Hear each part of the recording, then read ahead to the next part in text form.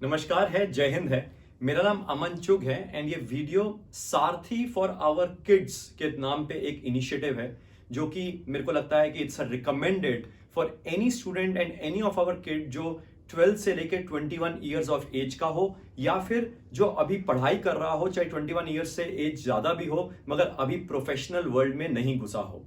मगर इस वीडियो को देखने से पहले मेरी गुजारिश है कि अगर आप बीइंग अ किड ये वीडियो देख रहे हैं तो पहले आप मेरा प्रोफाइल जरूर देख लीजिए एंड यही प्रोफाइल आप अपने पेरेंट्स से भी जरूर शेयर कर लेना। एंड अगर आप बीइंग अ पेरेंट ये वीडियो देख रहे हैं तो मैं चाहूंगा कि आप भी मेरा एक बार प्रोफाइल देख लीजिए एंड अपने किड्स से भी ये प्रोफाइल जरूर शेयर कर देना। रीजन इसलिए क्योंकि अगर हम एज अ किड ये वीडियो देख रहे हैं तो कहीं ना कहीं हमारे पेरेंट्स ने बाहर के एक वर्ल्ड से इन्फ्लुएंस होकर हमारे करियर पाथ का डिसीजन फिक्स किया होता है कि हमारे बच्चे को यही बनना है। एंड कई बार वाइसा वर्सा बीइंग अ पेरेंट अगर आप ये वीडियो देख रहे हैं तो कई बार हमारे जो किड्स हैं वो कहीं ना कहीं इन्फ्लुएंस होके उन्होंने अपने दिमाग में सेटिंग कर रखे होते हैं कि हमने बड़े होके यही बनना है। तो हम उसको एक तरह से सैंक्रोसैंक्ट ना मानते हुए एटलीस्ट एक प्रोफाइल को हेल्दी वे में शेयर करते हुए फर्दर फिर इस वीडियो को जरूर देखें। सारथी ये जो प्रोग्राम है, ये जो इनिशिएटिव है, इसको शुरू करने के मेजरली 3 रीजंस हैं। पहला रीजन ये है कि आज से 15-20 ईयर्स पहले हम एजुकेशनल क्वालिफिकेशन को इंपॉर्टेंस देते थे एंड उसके बेसिस पे जॉब्स नॉर्मली लग जाती थी। यानी कि इंजीनियरिंग कर ली, नौकरी लग जाती थी, एमबीए कर ली, नौकरी लग जाती थी, सीए बन गया यानी कि नौकरी लग जाएगी, कंपनी सेक्रेटरी बन गया यानी कि नौकरी लग जाएगी। मगर इन द रीसेंट टाइम्स हमने देखा है कि जैसे ग्लोबल इकोनॉमी की शेप इवॉल्व हो रही है एंड जैसे इंपैक्टफुल जैसे इंडियन इकोनॉमी के ऊपर दिख रहा है, इन द रीसेंट टाइम्स आप देखेंगे कि क्वालिफिकेशन ओनली के कारण जॉब्स नहीं लग रही हैं। यानी कि जॉब लेस इंजीनियर्स हैं, जॉब लेस एमबीएस हैं, जॉबलेस आजकल तो चार्टर्ड अकाउंटेंट्स भी हैं, जॉबलेस कंपनी सेक्रेटरीज भी हैं। एंड इसका रीजन मेजरली ये है कि जो क्वालिफिकेशन है वो आपके लिए जॉब लेने के लिए सिर्फ एक एलिजिबिलिटी क्राइटेरिया बन गया है, मगर जॉब आपको मिलती है जब आपके पास एक यूनिक नॉलेज हो या यूनिक स्किल सेट हो, यानी कि ऐसा ज्ञान हो जो किसी और के पास ना हो। यानी कि पहला दौर यानी कि जो पहला रीजन वो ये है कि दौर जो है वो चेंज हो रहा है एंड कहीं ना कहीं आज के प्रेजेंट वर्ल्ड में भी माँ बाप या बच्चा ये सोचता है कि एमबीए कर लूंगा नौकरी लग जाएगी, इंजीनियरिंग कर लूंगा नौकरी लग जाएगी, सीए कर लूंगा नौकरी लग जाएगी, कंपनी सेक्रेटरी कर लूंगा नौकरी लग जाएगी। मगर उससे नौकरी, हाँ मैं यहां पे ये भी ऐड ऑन करना चाहूंगा, नौकरी विदाउट सेटिस्फेक्शन लगना या नौकरी वर्थवाइल ना लगना वो मेरी नजर में नौकरी लगना नहीं होता। तो इसके मतलब ये है कि वर्थवाइल नौकरी या सेटिस्फाइंग नौकरी के लगने के लिए क्वालिफिकेशन एक एलिजिबिलिटी क्राइटेरिया बन गया है एंड उसके साथ आपके पास एक unique knowledge and skill set होना बहुत जरूरी है। दूसरा मेजर रीजन इस सारथी फॉर किड्स का इनिशिएटिव शुरू करने का यह है कि सोचो with the passage of time जैसे जैसे इकोनॉमी इवॉल्व हो रही है, इकोनॉमी की शेप इवॉल्व हो रही है, इकोनॉमी की शेप चेंज हो रही है। जैसे हिंदुस्तान की इकोनॉमी जो 1990s में थी वो चेंज होकर 2000 में एक डिफरेंट पिक्चर दिखी, 2020s में हिंदुस्तान की इकोनॉमी डिफरेंट पिक्चर दिखा रही है।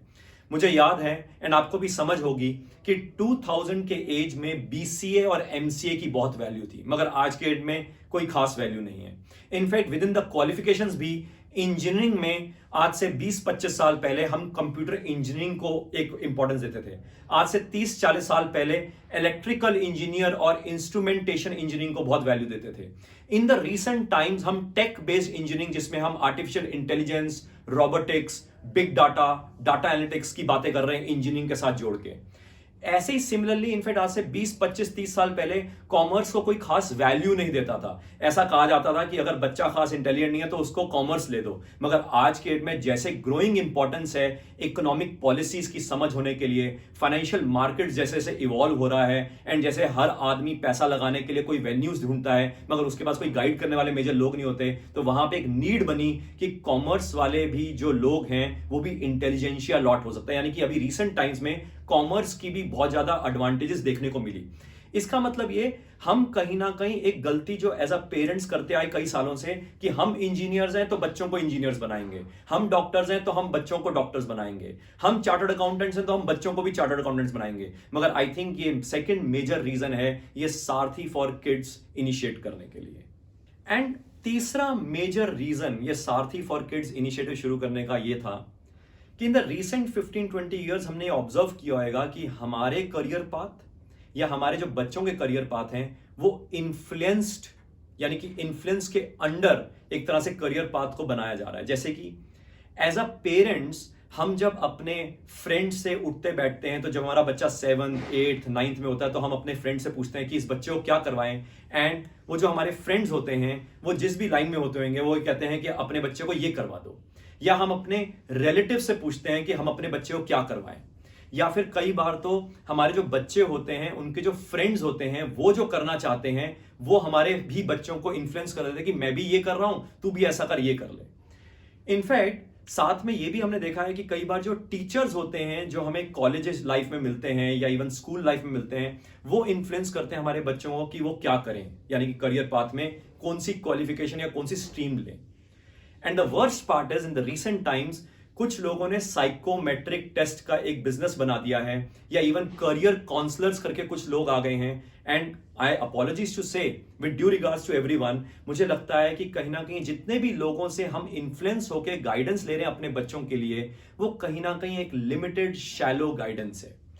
रीजन ये है, शायद मैं इसको 2-3 लफ्जों में ऐसा समझाने की कोशिश करता हूं कि जैसे एक एग्जांपल लेते हैं मैथ्स। हम नॉर्मली ये कहते हैं कि अगर मैथ्स बच्चे का स्ट्रांग है, या साइकोमेट्रिक टेस्ट वाले जब साइकोमेट्रिक टेस्ट करते हैं, या जब हम कई लोगों से पूछते हैं तो वो कहते हैं मैथ्स स्ट्रांग है तो नॉन मेडिकल करवा लो, अकाउंट स्ट्रांग है तो बीकॉम करवा लो, अकाउंट्स वीक है तो बीबीए करवाना, बीकॉम मत करवाना।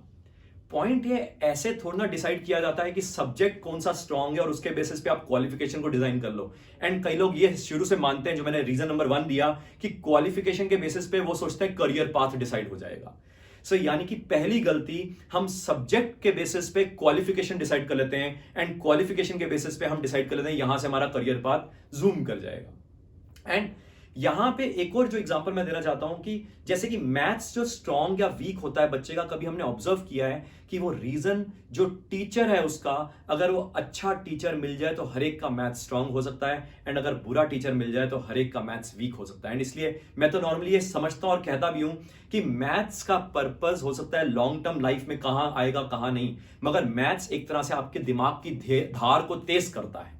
एंड वो दिमाग की धार को तेज करने का मतलब आपका दिमाग चलता रहता है। जैसे फिजिक्स है, केमिस्ट्री है, मैथ्स है, अकाउंट्स है, ये प्रैक्टिकल सब्जेक्ट्स अगर सही पढ़ाने वाले टीचर्स या ट्रेनर्स मिल जाएं तो हर एक का इंटरेस्ट बन सकता है। आप इसको यूं समझो कि आपका बच्चा आके आपको कहे कि मेरे को हिस्ट्री में पसंद है, तो आप हिस्टोरियन तो बनाएंगे नहीं, एंड नो डाउट उसकी हिस्ट्री शायद इसलिए उसको पसंद होगी क्योंकि उसकी टीचर उसको कहानियां बना बना के हिस्ट्री समझा रही होगी। या हो सकता है वन फाइन डे हमारा बच्चा बोले कि हमें हिंदी पसंद है, तो हम ये तो नहीं कहेंगे तू हिंदी साहित्यकार बन जाए, एंड नो डाउट आप रीजन जब चेक करेंगे उसकी हिंदी की टीचर उससे फ्रेंडली वे में बिहेव कर रही होगी। इसका मतलब ये टीचर का बिहेवियर कहीं ना कहीं उसके सब्जेक्ट के बेसिस पे करियर पाथ डिजाइन कर देता है, क्योंकि हम अल्टीमेटली उसके सब्जेक्ट के मार्क्स देखते हैं एंड उसके बेसिस पे हम उसकी क्वालिफिकेशन डिसाइड कर लेते हैं। यानी कि ये तीसरा रीजन और पहले 2 रीजन जो मैंने बताए, ये तीनों रीजंस को अगर हम कंबाइन करें, इससे आप एक विशियस सर्कल को ऑब्जर्व करिए।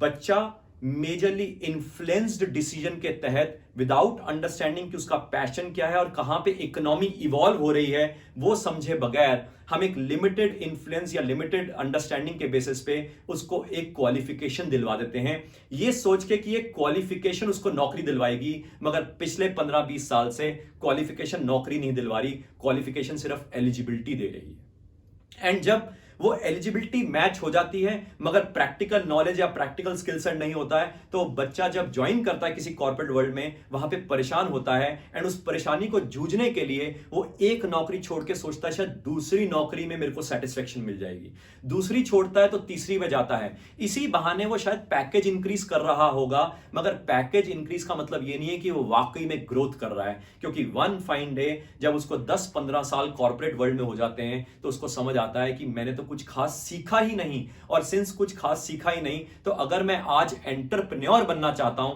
तो मैं बन सकता नहीं हूं, और अगर मेरे को जॉब फर्दर सस्टेन करनी है तो 40 इयर्स के अबव जॉब मिलनी भी मुश्किल हो जाती है। एंड इस विशियस सर्कल का रीजन ये है कि जो 3 रीजन जो मैंने आपको बताए, वहां पे हम कहीं ना कहीं खुद भी ऐसे ही पहुंचे हैं एंड कहीं ना कहीं हम अपने बच्चों को भी ऐसे ही पहुंचा रहे हैं। और इसीलिए इस पूरे मुहिम को तोड़ने के लिए with my limited understanding knowledge and जो प्रोफाइल है and the vast network of senior industry people, जिनको मैं CXOs बोलता हूं, जो कई कंपनीज के CEOs हैं, कई कंपनीज के CFOs हैं यानी कि चीफ फाइनेंशियल ऑफिसर्स हैं, या कई कंपनीज के सीनियर मैनेजमेंट पे बैठे हुए हैं जो कि विजनरीज हैं क्योंकि वो बड़ी बड़ी कंपनी के सीनियर पोजीशन में बैठे हुए हैं। तो हमने ज्वाइंटली सोचा कि क्यों ना इस सारथी फॉर किड्स के तहत स्टूडेंट वर्ल्ड का भला करें, क्योंकि इसी बहाने आने वाले समय में जो नेक्स्ट जनरेशन है यही यंग पिलर्स होगी हमारे हिंदुस्तान की इकोनॉमी के लिए भी और वर्ल्ड की इकोनॉमी के लिए भी। एंड अगर ये सेटिस्फाइड होंगे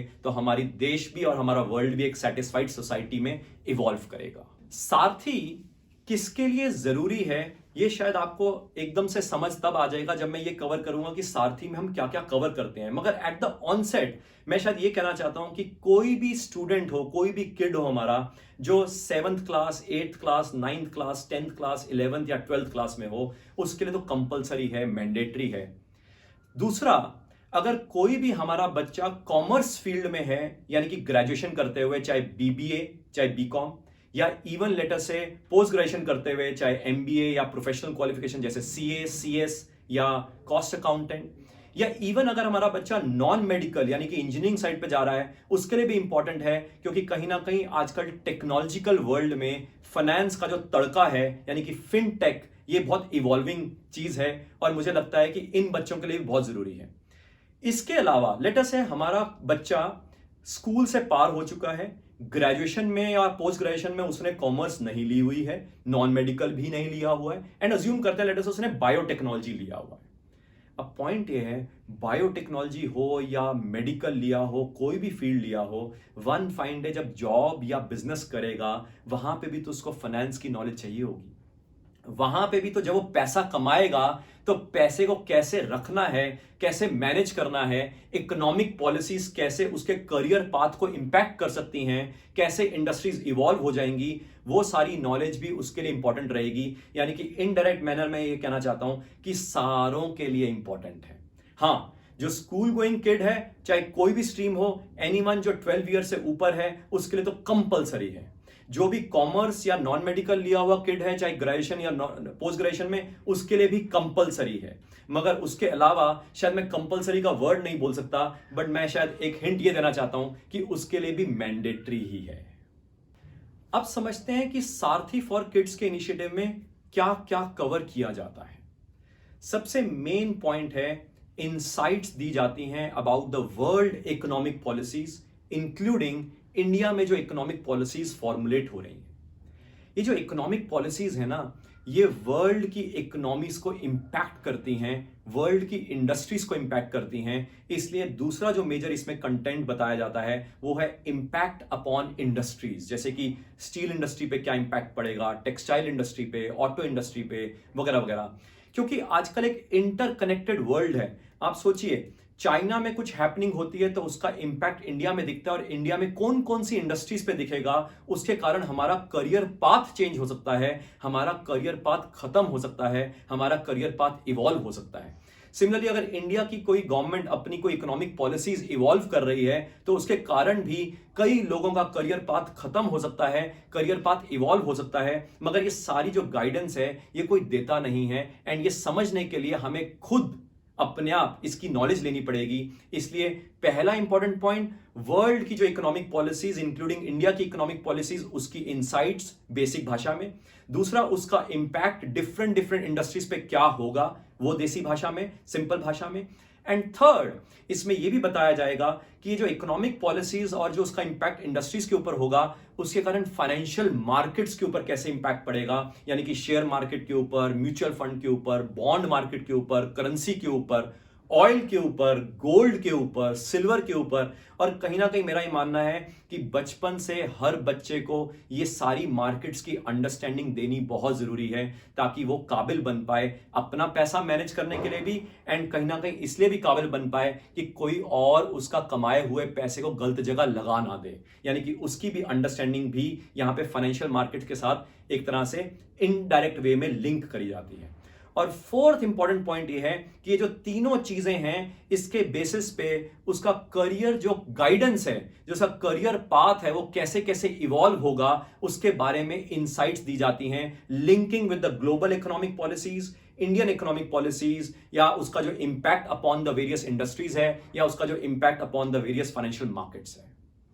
अब आपके दिमाग में यह आ रहा होगा कि सारथी फॉर किड्स, अगर ये कॉन्सेप्ट इतना अच्छा है मगर हमारे बच्चों को समझ कैसे आएगा? सिंपल है, मुझे समझाना आता है भगवान की दया से, तो आपके बच्चों को समझाने की रिस्पॉन्सिबिलिटी मेरी है, तो आपको उसकी टेंशन नहीं लेनी। एंड इसलिए यहां पे जो समझने का जो तरीका है वो लेमैन सिंपल लैंग्वेज की ऑडियोज के थ्रू मैं बच्चों को समझाने की कोशिश करता हूं। इनफैक्ट ये दोनों भाषा में होती है, हिंदी में भी और इंग्लिश में भी। सो यानी कि इसमें 99% जो नॉलेज है वो layman language in the form of short audios वो उसके बेसिस पे इंपार्ट करी जाती है। उसके अलावा छुटपुट मैसेजेस होते हैं, छोटे छोटे इमेजेस होती हैं, इमेजेस यानी कि इमेजेस के थ्रू वो समझ पाए ये सारी चीजें। एंड साथ में मंथली वेबिनार्स होते हैं, एंड मंथली वेबिनार्स में मैं तो उनके डाउट्स क्लियर करता ही करता हूं, मगर साथ में जो हमारे जो CXOs जो साथ में जुड़े हुए हैं, यानी कि जो सीनियर इंडस्ट्री के जो लोग हैं, उनके जो इनसाइट्स हैं इंडस्ट्री के बारे में, इकोनॉमी के बारे में, एंड उसके कारण कैसे कैसे करियर पाथ इंपैक्ट हो रहे हैं, कहां कहां करियर पाथ इवॉल्व हो रहे हैं, वो सारी नॉलेज भी उन मंथली वेबिनार्स में पीरियोडिकली दी जाती है। अब शायद मैं कंक्लूजन में ये कहना चाहता हूं कि नॉर्मली अगर हमारे बच्चों ने कॉमर्स लिया हो ना, तो हम ये समझ सकते हैं कि कॉमर्स में मेजरली अकाउंटिंग, टैक्सेशन ऐसी नॉलेज मिलती है। मगर फाइनेंशियल वर्ल्ड की नॉलेज, इकोनॉमिक पॉलिसीज की नॉलेज या इंडस्ट्री की नॉलेज, वो सारी नॉलेज किसी भी कॉमर्स के क्वालिफिकेशन में, चाहे प्रोफेशनल क्वालिफिकेशन हो, चाहे पोस्ट ग्रेजुएशन हो, चाहे ग्रेजुएशन हो, वो वहां पे नहीं मिलती है। तो सोचो, कॉमर्स वाले बच्चों को भी फाइनेंशियल नॉलेज नहीं मिलती है, लिमिटेड स्कोप में मिलती है। एंड अगर कॉमर्स वालों को लिमिटेड स्कोप में मिलती है तो बाकी जो नॉन मेडिकल हैं, मेडिकल हैं, जिनको शायद कहीं ना कहीं फिनटेक करना पड़ेगा, या कल को बड़े होकर अपना पैसा मैनेज करना पड़ेगा, या कल को अगर वो एंटरप्रेन्योर बनते हैं, से फॉर एग्जांपल कोई बायोटेक्नोलॉजी वाला स्टूडेंट है, कल को वो नौकरी करता है और कल को एंटरप्रेन्योर बनता है और उसने कोई पेटेंट बनाया और उसकी वो कंपनी इवॉल्व करना चाहता है, स्टार्टअप खोलना चाहता है, उसके लिए भी उसको फाइनेंशियल नॉलेज, इकोनॉमिक पॉलिसीज के साथ लिंक्ड नॉलेज चाहिए होगी।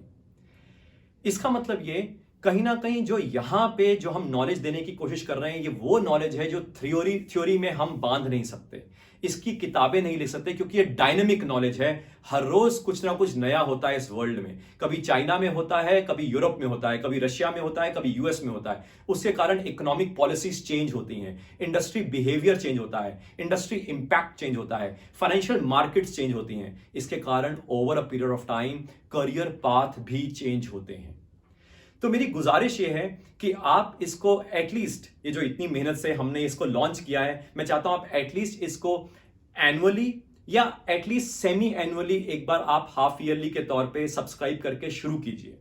मैं हाफ ईयरली या एनुअली इसलिए कह रहा हूं क्योंकि मंथली वाले में हम जो इंडस्ट्री के जो वेबिनार्स हैं वो उसमें इंक्लूडेड नहीं है। इंडस्ट्री यानी कि जो CXOs के जो वेबिनार्स हैं वो सिर्फ हाफ ईयरली या एनुअल वाले में इंक्लूडेड हैं। जो मंथली वाले में है उसमें सिर्फ मेरे वेबिनार्स हैं, मगर हाफ ईयरली और एनुअल वाले में मेरे भी वेबिनार्स हैं एंड CXOs के भी वेबिनार्स हैं। तो एटलीस्ट वो एडवांटेज आप अपने बच्चों के साथ 6 मंथ्स के लिए या एनुअल के लिए एक बार शुरू करके देखिए। एंड मुझे लगता है सारथी फॉर किड्स के इनिशिएटिव में सिर्फ आपका बच्चा नहीं, कल को उसके जो कलीग फ्रेंड्स भी जब इसमें ज्वाइन करेंगे तो वो कहीं ना कहीं जब ऐसी डिस्कशन करेंगे अपने फ्रेंड्स के सामने तो उनको समझ आएगा उनको बाकियों से ज्यादा आता है। जब वो टीचर्स के सामने डिस्कशन करेंगे तो टीचर्स को समझ आएगा इन बच्चों को ज्यादा आता है। जब वो हमारे कलीग्स यानी कि पेरेंट्स जो एज अ पेरेंट्स जो हम हैं, जब हमारे कलीग्स हमारे घर आए होंगे, जब उनके सामने हमारे बच्चे ऐसे बात करेंगे इकोनॉमिक पॉलिसीज और इंडस्ट्री के बारे में,